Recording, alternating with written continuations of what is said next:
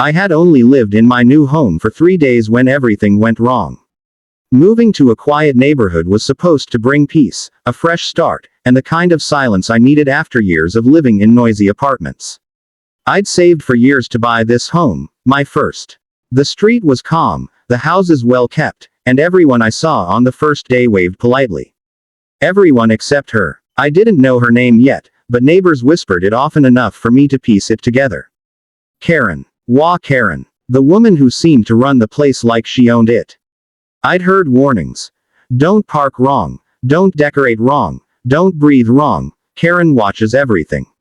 I thought they were exaggerating. I was wrong. The first encounter. It started on a warm afternoon while I was unloading the last boxes from my truck. She stormed toward me with a clipboard in one hand and a phone in the other. Her sunglasses were pushed up like she was ready to interrogate a criminal. "Excuse me," she barked. "You can't park your truck like this." I looked at the driveway. Perfectly straight. Not blocking anyone. "It's my driveway," I said, confused. She scoffed. "Not with those tires. They'll leave marks. HOA regulations strictly forbid commercial vehicles with off-road tires from parking overnight." "It's 3 p.m., I said. She narrowed her eyes. "Don't start smart with me. I'm the HOA vice president. Everything goes through me." I was too tired to argue. "Okay. I'll move it after unloading." She stomped away but kept staring at me from behind her bushes. That was the moment I realized the warnings weren't jokes. The attack. 2 days later, I walked out to water my plants when I saw Karen standing in my yard. Yes, in my yard, taking pictures of my house. "Can I help you?" I asked carefully. She turned sharply. "Your trash bins were 2 inches away from the curb. That's a violation." I laughed because it sounded like a joke. She didn't laugh. "Ma'am, please leave my property." "You don't tell me what to do," she snapped. "I oversee compliance here. Not on my lawn you don't." She stepped closer and jabbed a finger at me.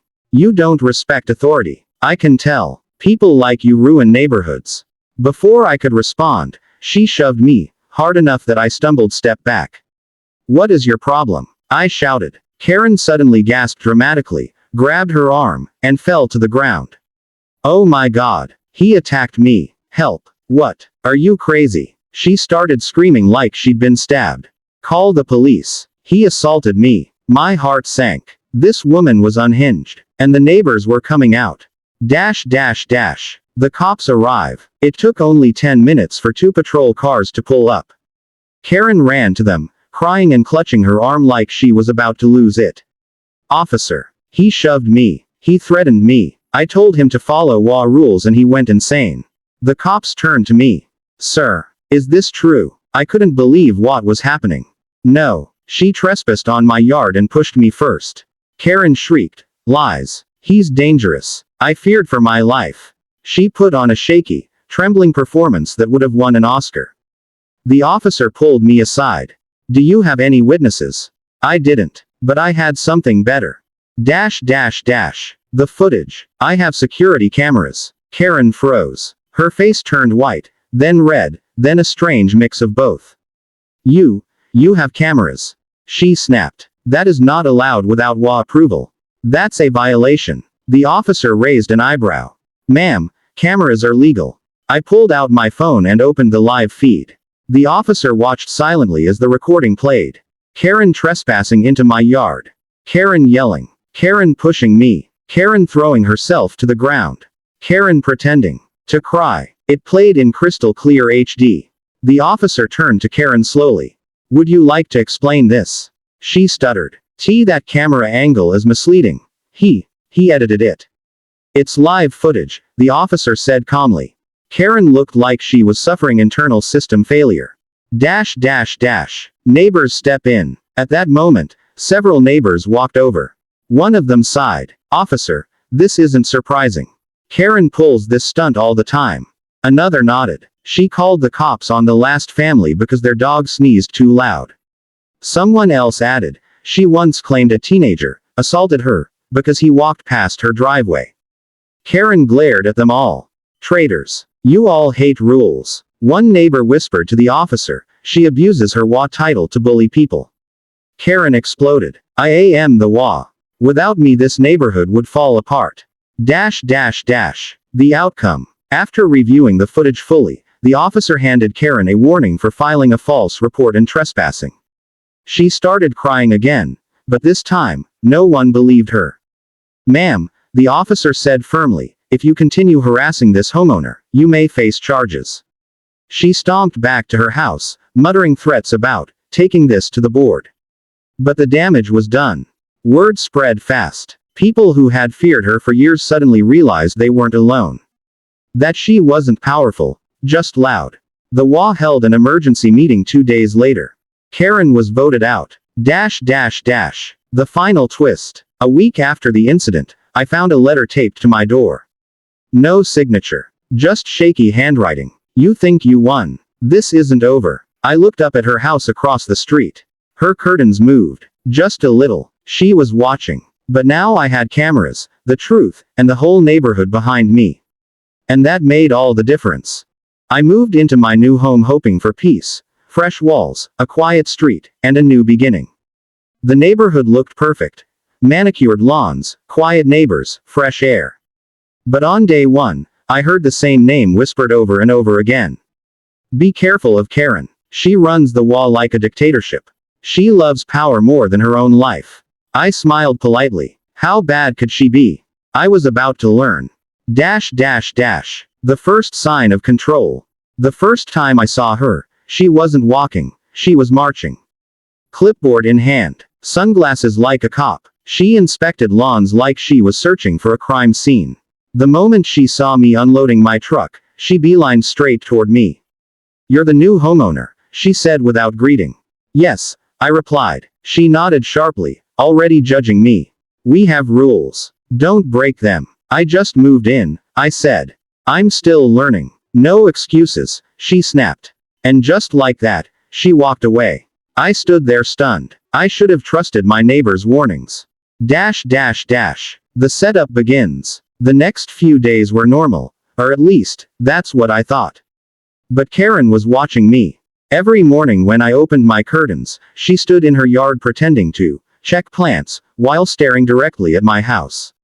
One day she yelled across the street, "Your grass length is 1.5 inches. The rule is 1.2 inches. Another day, "Your mailbox is reflective. It's a hazard." And then, "Your doormat is not HOA approved." I stayed calm. I didn't fight. But inside, I knew something bigger was brewing. Karen wasn't just a busybody. She was hungry. For control, for power, for domination. And she had chosen me as her new target. The false accusation. It happened on a Thursday evening. I was sitting inside when suddenly, bang, bang, bang. Karen's fist slammed my door like she wanted to break it. I opened it cautiously. She stood there furious, hair wild, breathing hard. "You threatened me," she shouted. "What? When? I haven't even talked to you today. You walked past my property and glared at me. You raised your hand at me. I have witnesses." I blinked. I was carrying groceries. "Lies," she screamed. "You tried to intimidate me." It was so absurd I almost laughed. That made her even angrier. "You think you can disrespect HOA authority? I will not tolerate it." Then she delivered the line that made everything click. "I'm filing an official complaint and calling the police." I suddenly knew. This wasn't about rules. It wasn't about lawn length or mailboxes. Karen wanted power over me. And she wanted to crush me if I didn't submit. The police arrive. 20 minutes later, police cars pulled up in front of my house. Karen rushed to them dramatically. "Officers, thank God you're here," she cried. "He threatened to attack me. He made violent gestures. I feared for my life." I stared in disbelief. The officers turned to me. "Sir, your side." "I didn't do anything," I said calmly. "I walked home with groceries." Karen gasped loudly. "He's lying." He glared at me. His expression was threatening. The officer tried not to roll his eyes. "Ma'am, glaring isn't a crime. It is if it's harassment." She shouted back. She wasn't just lying. She was acting, performing, trying to frame me. Because that's how she gained power, through fear. The officers looked tired already. "Sir, do you have anything that can confirm your story?" one asked. Yes, I replied. Karen's face dropped. Cameras. The officer guessed. Karen stepped back. No, cameras are not allowed without my approval. Ma'am, the officer said, you don't get to approve constitutionally legal devices. I pulled out my phone. The footage that changed everything. I opened my driveway camera feed and played the time-stamped recording. There I was, walking home, holding 2 grocery bags, head down, not even looking in Karen's direction. Then Karen appeared in the frame, pointing at me and yelling something. But I walked straight into my house. No glare, no gesture, no threat, nothing even close. Karen started shaking. This is edited, she shrieked. He manipulated it. It's cloud recorded, I said. Live feed, encrypted. The officer watched it again. Then again. Finally he looked at Karen. Ma'am, this shows nothing you described. Karen sputtered. The camera's angle. The officer cut her off.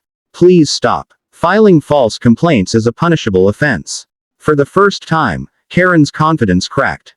But she wasn't done. Neighbors speak out. Hearing the commotion, a group of neighbors walked up. One of them said, Officer, we've been dealing with her for years. Another added, she tried to frame my son for breaking a mailbox. The footage proved she lied. Someone else said, she once accused a gardener of stalking her, just because he trimmed a hedge. The officer frowned. So this is a pattern. All the neighbors nodded. Karen screamed at them, you all hate authority. You're just jealous of my position. One neighbor calmly replied, Karen, your position is a volunteer job. The collapse of her control. The officers pulled Karen aside and talked to her for several minutes. Her voice grew louder and more frantic. This neighborhood will fall apart without me. I make the rules. You can't do this. I am the HOA. But the more she yelled, the more she exposed herself.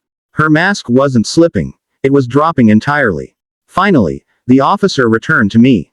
We're issuing her a warning. If she continues this behavior, she could face charges for harassment and filing false reports. Karen looked like she had been hit with a brick. No, she whispered. No, this can't happen. But it did. And it was just the beginning. The HOA meeting. 2 days later, the HOA held an emergency meeting. Over 30 residents showed up, many who had been silent for years out of fear. For once, they spoke. She power trips. She lies. She intimidates homeowners. She uses HOA rules as weapons. Karen screamed at everyone, calling them ungrateful, disrespectful, disobedient. But the decision was unanimous. Karen was removed from the HOA board. Her power evaporated. She stormed out, slamming the door so hard it shook. But she didn't leave quietly. The chilling ending. That night, I found a letter slipped under my door. No greeting. No signature. Just shaky handwriting. I lost because of you. But power always returns. This isn't over. I looked outside. Her house was dark. But her silhouette stood in the window, watching. Waiting. Planning. The neighborhood finally had peace. But I had gained something else. A dangerous enemy who hated losing more than anything. The day I moved into my new home, I had no idea that the quiet-looking neighborhood hid a storm waiting to break over me. The place looked peaceful, the kind of suburban calm I'd dreamed about. Kids riding bikes, elderly couples trimming bushes, dogs barking in fenced yards. But hidden beneath that calm was one person. One force. One nightmare. HOA Karen. I heard the name within the first hour. Welcome, a neighbor whispered, but stay out of her way. She controls the HOA like a queen. She's ruined people's lives with false claims. I brushed it off. How bad could one woman be? The answer came faster than I expected. The incident. It was early evening, golden light spread across the street, and I was fixing a loose step near my front door when I heard her voice for the very first time. You. Stop what you're doing. I turned. There she stood. Arms crossed, chin up, eyes full of authority she had given herself. I'm your HOA representative, she announced, like she was introducing royalty. You can't make exterior changes without submitting a request. I'm just tightening a board, I replied calmly. Rules are rules, she snapped. I shrugged. Not worth fighting about. But that was her first warning shot. Her second came the next day. The confrontation. I had just returned from buying groceries when Karen stormed across the street, waving her phone like a weapon. "You parked too close to the sidewalk," she shouted. I glanced at my car. Perfectly legal. Perfectly normal. I didn't break any rule. She stepped closer. "Don't backtalk me. You were already on my list." I blinked. "List? Oh yes," she said proudly. "All problem homeowners go on it. And trust me, you don't want to be on my bad side." She turned around sharply and walked off, leaving me standing there, thinking maybe I made a mistake moving here. But the real disaster came the following afternoon. The setup. I was raking leaves when I noticed her again, standing on the sidewalk, staring directly at me. Not blinking. Not moving. Just watching. It was unsettling. I kept working, trying to ignore her. But suddenly she marched straight toward me, yelling loud enough for the entire neighborhood to hear. "You threatened me." "What?" I looked around, confused. "I literally haven't spoken to you today." "You did," she screamed. "You walked by my house and raised your hand like you were going to hit me." "What are you even talking about?" "You're lying," she shrieked. "I'm calling the police right now." Before I could say another word, she was already dialing 911. My stomach twisted. This wasn't just drama anymore. This was dangerous. The police arrive. 2 police cars rolled up within 10 minutes. Karen ran toward them dramatically, crying, holding her arm, limping for no reason. "Officers. Thank God," she sobbed. "He threatened me. He tried to hit me. I feared for my life." Both officers looked at me. "Sir, what happened?" "She's lying," I said calmly. "I never went near her." Karen gasped. "He's making it up. Look." She pointed at her arm. "He bruised me." I stared at the faint, obviously self-inflicted smear of makeup she dabbed on her skin. One officer asked me again, "Do you have any proof?" I smiled. "Yes. My security cameras recorded everything."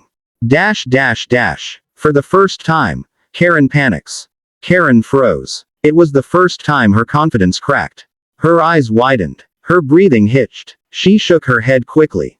No, cameras aren't allowed." He violated HOA approval. But the officer turned. "Ma'am, homeowners are allowed to use security cameras." I opened my phone and connected to the camera feed. The footage loaded instantly. There I was, raking leaves, minding my business. And there she was, marching across the street, yelling lies. The officers watched silently. The footage then showed the moment she accused me, without me even facing her. The entire scene was clear, clean, and uncut. Karen's eyes darted around desperately. The angle is wrong. He edited it," she muttered. "It's live cloud footage," I said calmly. One officer replayed it, then played it again in slow motion. Finally he turned to Karen. "Ma'am, nothing you said happened in this video." Karen's mouth opened and closed like she was drowning in her own lies. The neighborhood steps forward. As the tension rose, several neighbors walked out of their homes. One of them shook his head. "Officer, she's been doing this for years." Another added, "She called the cops on me because my daughter rode her bike too fast." A third chimed in, "She accused a delivery guy of stalking her because he brought a package." Karen screamed at them, "Stop lying. You all hate rules." But no one took her side. And the police saw that. The officer sighed. "Ma'am, you have just filed a false police report. This is serious." Karen's face twisted. "You can't charge me. I run this neighborhood." "Actually," the officer replied, "you don't run anything." For the first time, she was powerless. The turning point. The police gave her a final warning. "Ma'am, if you continue harassing this homeowner or making false claims, you will face charges." "Do you understand?" She said nothing. Just glared, her lips trembling with rage. Then she turned and stormed away, muttering threats under her breath. But the worst was yet to come. The HOA meeting that ended everything. Within 48 hours, the HOA board called an emergency meeting. Over 40 residents showed up. People who had feared Karen for years finally spoke out. "She abuses power. She lies. She bullies families. She weaponizes HOA rules." Karen shouted from across the room. They're all jealous. I enforce discipline. Without me, this neighborhood would be chaos. But for once, no one listened. The vote was unanimous. Karen was removed from her HOA position.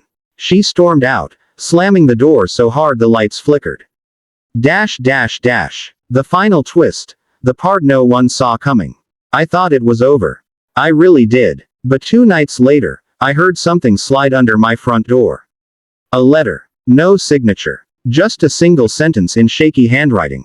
You embarrassed me. You exposed me. And I don't forgive. I looked up slowly. Across the street. Through her dark window. I saw a silhouette. Still. Silent. Watching me. Like a shadow waiting for the right moment. The neighborhood was safe now. But I wasn't. Karen had lost her power. But her hatred was just beginning.